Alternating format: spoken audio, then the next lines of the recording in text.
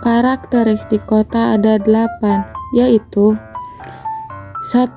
Kota yang ramah bagi warga segala usia.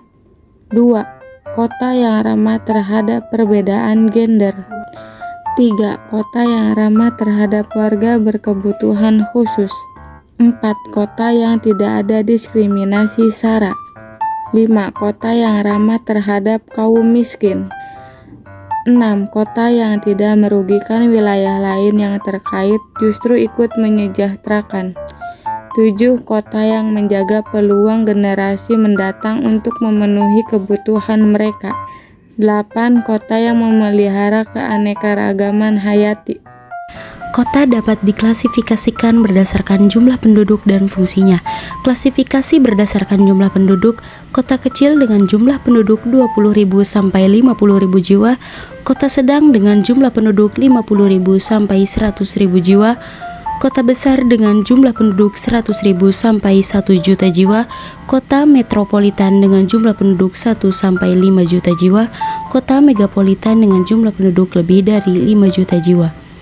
Berdasarkan fungsinya, kota dibagi menjadi beberapa klasifikasi, seperti kota pusat produksi seperti Surabaya dan Gresik, kota pusat perdagangan seperti Hong Kong dan Jakarta, kota pusat pemerintahan dan ibu kota negara, kota pusat kebudayaan seperti Yogyakarta dan Bali, kota pusat lalu lintas dan angkutan.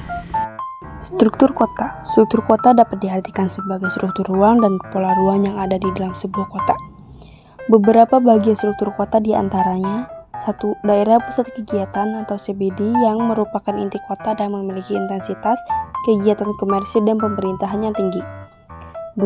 Zona peralihan. 3. Daerah tempat tinggal para pekerja. 4. Daerah tempat tinggal kelas menengah. 5. Daerah tempat tinggal para pengelaju. Beberapa pola keruangan kota diantaranya: 1.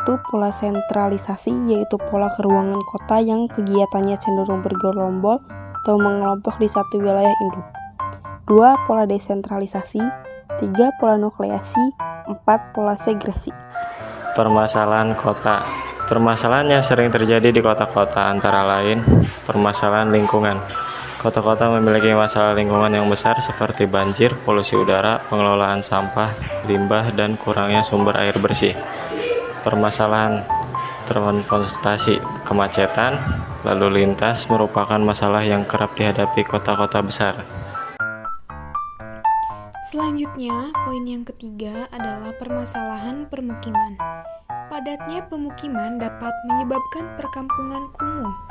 Tingginya harga lahan juga dapat menyebabkan pemukiman ilegal. Poin yang keempat yaitu permasalahan sosial. Masalah sosial di perkotaan seperti kemiskinan, kriminalitas, keretakan keluarga, dan masalah generasi muda.